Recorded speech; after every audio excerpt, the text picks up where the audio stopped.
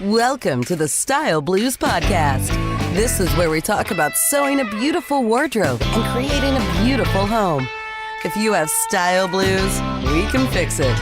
Your host is Jessica Cramer, apparel designer and blogger at chambrayblues.com. Listen in and let your blues disappear. Hi, everybody. Welcome to Chambray Blues. I'm so excited you're here. I've got such a treat for you today. One of the things I wanted to accomplish with this podcast was to inspire you with interviews of people who have been successful with their sewing-related businesses.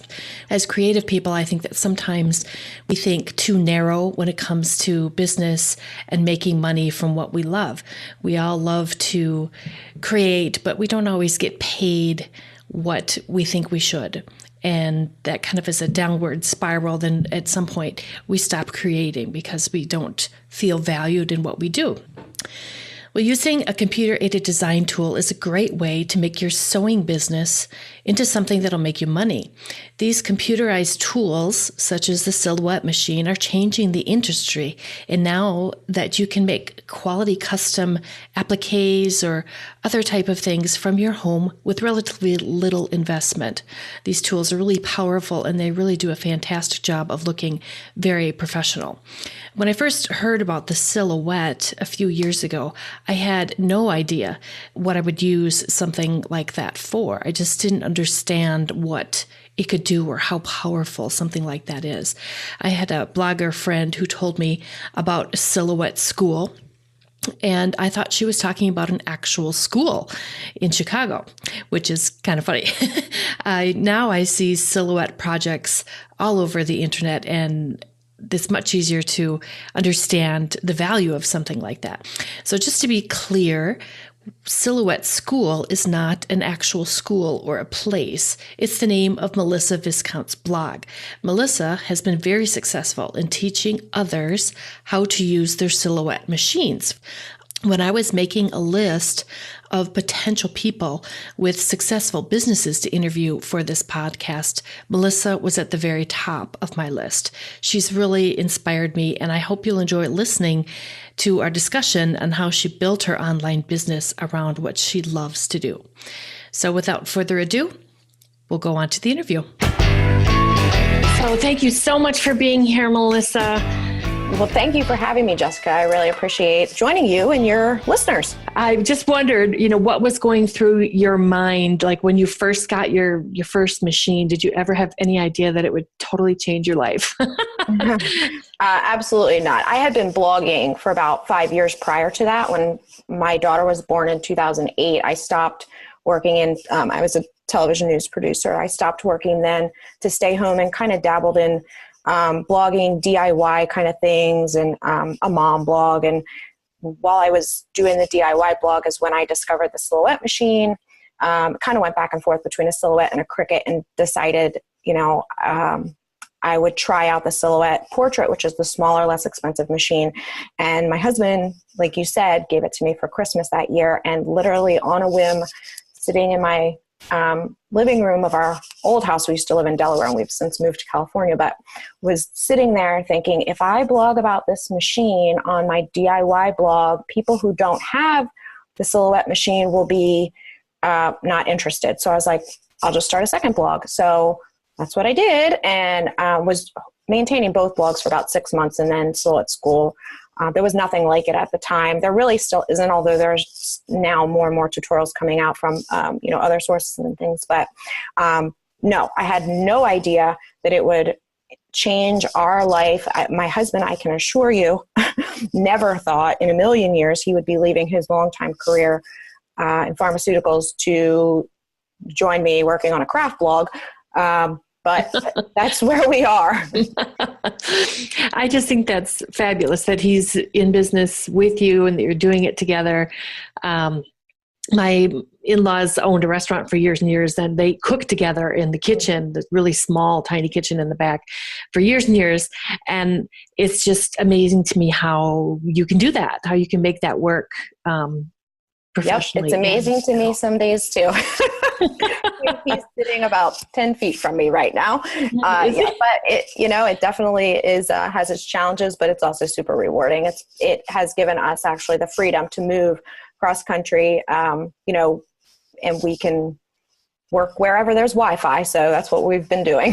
Yeah, that is such a blessing. That's such a great position to be in.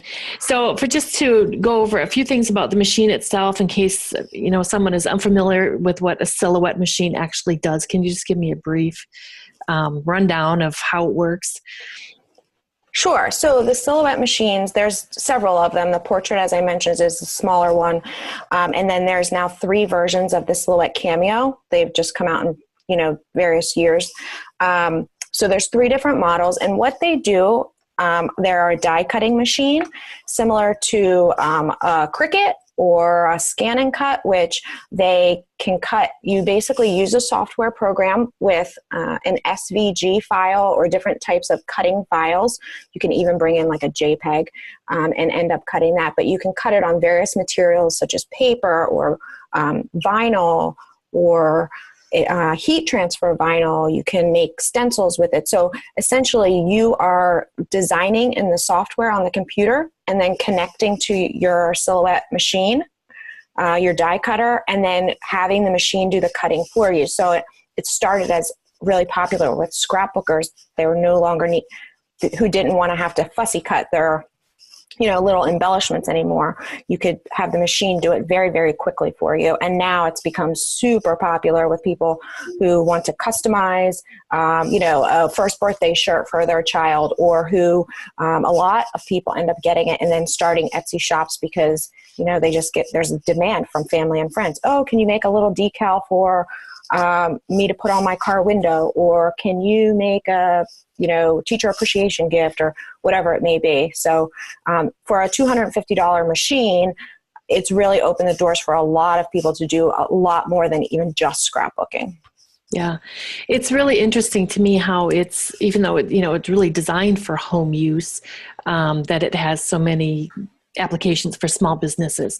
And I think too, as you say, that for anyone who's interested in starting any kind of a custom business, it's absolutely a must-have. But even just for people to use at home and make things for the family, for gifts and so on and so forth, it's just a really impressive tool and such a time saver.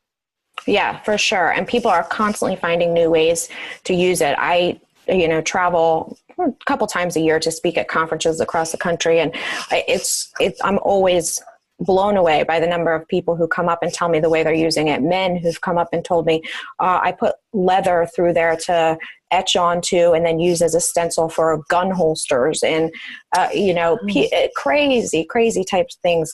People are cutting polymorph clay with it to create jewelry. And it's a very versatile machine. And so, a lot of people start with vinyl or heat transfer vinyl, but there's so many applications. Wow. Okay, I was going to ask you about that. So when you're talking about the different types of files, those different file types, are they certain ones for certain materials that you're cutting, or doesn't that matter? It's just a digital picture of whatever you're cutting? Sure. So you can essentially take a file and I can use it to cut a design on vinyl, and I can use that same file and use it to cut on fabric, because you can also cut fabric, and then use that for like an applique, or I can use the same one to create a stencil. So yes, you can use the same files for different materials. There's different file types, and you need to sort of manipulate them a little bit differently within the software, because they would need to have what we call a cut line around them. You can actually also take files and print them to your home printer and then cut that printed shape out on your silhouette machine. So to answer your question, it doesn't really matter what material you're using. You can use the same files. It just kind of comes down to your cut settings. Like you might need to have a deeper blade for something that's thicker, such as fabric, as opposed to paper. Okay. And that kind of leads me to my next question. I was sort of thinking about the designs. So your site has all sorts of designs that you can use to print out, as you said, and do whatever project you're working on. Can you scale those a little bit to work for, like, say if you're making a children's t-shirt versus an adult t-shirt, or is it kind of a set size for each design? No, sure. You can absolutely scale your designs. You can create your own designs right in Silhouette Studio, which is the software program that runs the machine, or you can import designs from outside sources. And Silhouette America, who makes the Silhouette machines, actually also has a store that you can purchase their files. You can bring them in from anywhere, really, though. But to answer your question, yes, you can scale. So if you want to make something like a fingernail decal, you could scale to that size. But if you want to use that same design and make it on a wall decal, you could scale it that size too. So the Silhouette machines can cut up to 10 feet long and 12 inches wide. So you have 12-inch boundary on the width, but you can cut up to 10 feet long. Wow, that's impressive. That's huge. Yeah, I mean, yeah. What kind of applications does that have? I mean, what sort of projects do people do with the longer length like that? Well, if you wanted, for instance, I had at my children's old school, they asked if I would make a large vinyl decal for the teacher's lounge, and it was about 8 feet long. And it had several lines of text. It was some, teachery type phrase or something, but we did one line that was 12 inches wide and about 8 feet long. And then I had to cut separately because I was limited by that 12 inches, but the second line was cut separately. And then you take the vinyl and you would remove the excess where, to expose basically your cut design. Mm-hmm. And you use a transfer tape for vinyl, picks it up, and you can use it to transfer it onto the wall. So people use things like that for long, like that's why you might need something that's 10 feet long. The other thing is, if you are running a store, an Etsy shop, or what I have to do when I go to teach, usually since I teach hands-on classes, I have 200 people in a class, and they all need a 3x3 vinyl decal so that we can practice on. Well, I can, fill my 10 feet up with however many decals fit on that amount and cut them all at the same time. So that's where it comes in very handy that you can cut that long. That's amazing. Yeah, that you can cut multiple pieces. That sounds wonderful rather than having to put, small, I was just thinking those like craft paper pieces in there that are like 12 by 12 or whatever. That was so time consuming to have to feed things like that into the machine all the time. So is there a mat that goes underneath the things that you cut? Yeah, so Silhouette America makes the standard mat that comes with most machines is 12 by 12. And then you can also get a mat that's 12 by 24. And if you're cutting even longer than that, as long as it's a material that has a lining, such as vinyl or heat transfer vinyl, comes on a liner, you can cut up to 10 feet long without a mat. So they have you don't have to use it, but they have a roll feeder that basically, it looks sort of like one of those things that you would put a paper towel in and hang it, from under your cabinet or whatever. You attach that essentially to the bottom of the machine, and it just keeps your roll of vinyl in line so that it's not shifting at all while it's cutting that real long piece, which I should probably point out, you can get a lot of the retailers now are targeting crafters, and so they're selling not only sheets of vinyl but also rolls, whereas it used to be that they would just be selling these like huge rolls of vinyl in dimensions that weren't very easy for crafters to work with. But now they recognize we have this huge market that we should probably be trying to tap into. Yeah, I was thinking about that. The vinyl that's available in the craft stores, is it also, if like for someone who runs a home business, is there a way to purchase it on a wholesale? Yeah, sure. And actually, unfortunately, the craft stores they only have so much shelf space, and there's only, one aisle devoted to vinyl or things like that. And so they have a very limited and very premium price on, these types of supplies. It's actually much more affordable, and you can get a lot more color options and finish options, because there's things like glitter and stretch and holographic, all different types of things using the online. So there's a lot of different retailers, and even on Amazon you can find them. But yes, there are retailers that offer wholesale pricing to crafters who have business, who run businesses. Some of them you would need an EIN, not all of them. But yes, to answer your question, yes, it's actually better. If you're in a pinch and you need vinyl tomorrow, then you can run to the craft store and find a limited selection. But it's usually better if you can stock up online. Right, absolutely. And, places like Amazon that have free shipping or whatnot makes it so quick. It's actually faster than trying to run around to several stores to find the color that you need and all of that. It would make sense to do it that way. So you mentioned the gentleman that used his machine to cut decal for his gun holster. Mm-hmm. What other kinds of odd purposes have people used that for? If you had any. Gosh. I mean, I feel like I've heard it all. There's a gal I met at the very first conference that I ever taught at, and she came up to me then and she said, I use vinyl. I cut vinyl on my silhouette machine, and I put these little teeny decals on wooden hangers, for brides and bridesmaids to hang their dresses and take pictures. Oh, wow.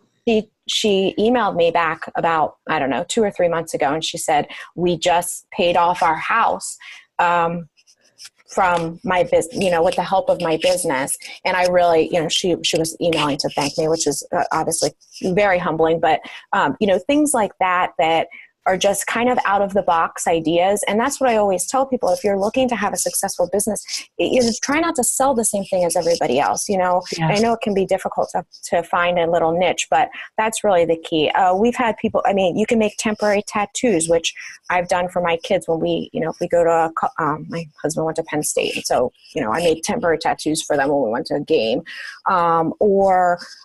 Like I said, nail decals, you can make, for your fingernails for holidays, or just crazy things that people are making and there always seems like there's a current trend. So around Christmas, you get a lot of people on there's Facebook groups for this type of thing, and you start seeing a lot of the same types of things. They become popular sellers. And right now, or this year, it was these certain types of ornaments, the certain style ornaments. So there's all types of things. And if you search Etsy or you search, I don't do whole lot of project type things on Silhouette School blog. I do mostly tutorial type, technical, how to get from A to B so that you can make your idea Z, whatever it may be. Okay. But yep, there's a million different things you could do. Stickers, planner stickers, which are very popular. Yeah. Anything. I think you need to have a, sticker with the boss lady hashtag. I was reading about that. I actually have that on the back side of my office chair, so that when I spin around and my husband looks over, that is exactly what he sees. Hashtag boss lady. So you have to tell us how that came about. Gosh, I don't even know how. It's sort of just, I honestly don't know how I came up with that. It's just, just a silly little joke, that this all started as a hobby, and now we have 2 employees, and then of course my husband and I and partners, and where I started as blogging was 100% of it. I may go a week and not write a blog post. Now I still post a blog every day on Silhouette School. I just have to work ahead, but the business has expanded so much so that the blog is very, very important for us. Gets our readers to everything else that we offer, and so it will always be our core. But we have so many other little facets now that it's just it's our business. Right. And it's just huge. So I understand that you have had a conference even for Silhouette School. So tell me a little bit about that. Well, right. So I've made some of my best friends in this industry in these 4 years. And my friend Terry Johnson, who runs Terry Johnson Creates, she came to me with the idea about 3 years ago now, and saying, hey, would you be the keynote speaker? I'm going to put together this conference called the All Things Silhouette Conference. It's going to be in Georgia.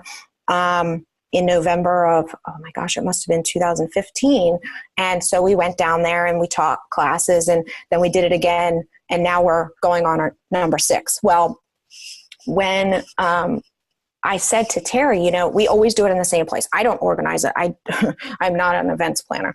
Terry, that's basically her full-time job, organizing this. And I said to her, not everybody can get to Georgia. And she lives in outside Washington, D.C. And at the time I lived in Delaware, which is where my husband and I are both from. And I said, what if we did a one-day workshop in Delaware? You can drive up and we'll just do a one-day workshop. And so that's what we did. We did Silhouette School Live. We had, I don't even know how many spots we had, probably about maybe 200, 150. I'm not even sure. It was last March. And Terry and I both taught 2-hour classes that day. And so we had a full day. We had hands-on workshops. We had lecture style workshops. We always, have everybody bring their computers to the software, but you don't have to bring your machine. And it was just a lot of fun. People like that hands-on. So we did do that. I probably won't do any more of them because it's just a whole nother avenue of, I bet. Yeah. Customer service, which is it's hard when it's just my husband and I. So, but yes, we have done that. I will continue, however, to go to All Things Silhouette Conference that Terry keeps doing and speak every year. I usually teach about 5 to 7 classes over the 2-day event. And I've been to Everything Embroidery Conference and taught there. And then I've taught I sometimes will teach at blog conferences as well. Okay. So the Silhouette Conference, that's in Atlanta. Is that right? So the All Things Silhouette Conference that Terry does, yes, it's outside Atlanta in Peachtree City. It's actually, she has one scheduled for later this year. I don't know that she's announced the dates yet, but so I won't spoil it. But yeah, there will be. Usually there's 2 in a year. And Terry just got over treatment for breast cancer. God bless. Thank God she's in remission now. So she has to. But so she's only scheduled one for this year. Typically, they're in like either April or May and November. But this year, we're just doing the one. Okay. That would be a wonderful thing to come and see. I bet that it's very popular because there's something about seeing things happen, when you're right in front of you, real time, that can make a difference for some people if they're struggling with it in some other way. Yeah, and Silhouette America is she always has Silhouette America there, and they're a huge sponsor for the event. And we have vendors come from all over the country, and they have like a little vendor, not a little, it's pretty big. The whole ballroom is for vendors, and so there's a shopping area. There's just it's awesome. I love it. There's 500 silhouette crafters. It's just like my heaven. I bet. It sounds like heaven. All right. Well, tell me a little bit about your new adventure, So Fancy. So tell me. So Fancy is what I call my 5th child, because I have 2 children, and then I have Silhouette School Blog and Silhouette U, which is our membership site, and now So Fancy, which we launched on January 15th of this year. And fortunately and unfortunately, like, I end up being the face for these things, but I cannot take nearly the credit. We have an awesome team that works on it. We actually have, there's several of us that have worked on it. But So Fancy, the reason that we came up with this, which we've been working on it for probably about 7 months now behind the scenes, is again, back to the business type users, although any crafter can use it. And this is actually not specific to Silhouette, but they need, if you are making something with a die cut machine, be it a Silhouette or Cricut or any of the other graph tech, if you're making something and selling it, you need to be using commercial use fonts and designs, that you have the correct license to be allowed to sell. So what we have created with So Fontsy is a marketplace similar. You could sort of think of it like Etsy, except that it's only fonts and designs.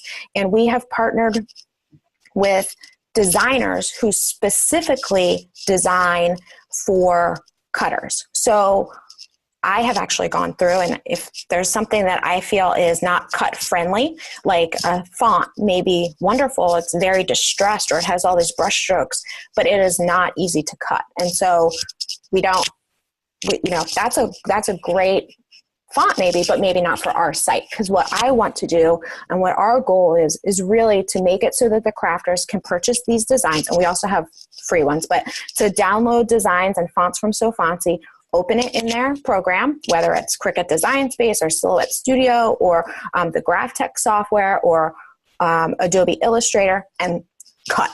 There's no more manipulation that's needed. And so right now we just passed 4,100 designs and fonts from we have over 60 designers right now. We're just a week in. And so that's the crux of it. But we have made it so that everything on there is commercial use. So everything you buy on there, you're safe to use to sell, or you can use it for yourself.